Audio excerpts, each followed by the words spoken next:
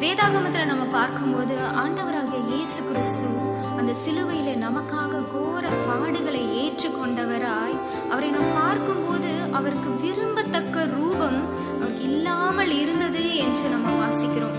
ஏசாயா 50:6 நீங்க பார்க்கும்போது உமிழ் நீரையும் அவமானத்தையும் அவர் முகத்திற்கு அவர் மறைக்கவில்லை என்று நம்ம வாசிக்கிறோம்.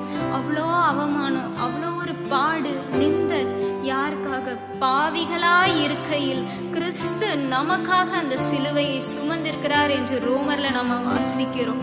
நல்லவங்களா இருந்தாலும் பரவாயில்ல, ஒருவேளை உங்களோட ஃப்ரெண்ட்ஸ் கூட வச்சுக்கோங்களேன், உங்களோட முகத்துல காரி துப்பும் போது நீங்க அதை ஏற்றுக்கொள்வீர்களா? நம்ம அடித்தா நம்ம அதை ஏற்றுக்கொள்வோமா? ஆனால் ஆண்டவராகிய இயேசு கிறிஸ்து உங்களுக்காகவும் எனக்காகவும் அந்த சிலுவையில எல்லா விதமான நிந்தைகளையும் அவமானங்களையும் ஏற்றுக்கொண்டார். அவ்வளவு ஒரு அழகான தேவன் நமக்காக அலங்கோலமாய் அவர் மாறி இருக்கிறார்.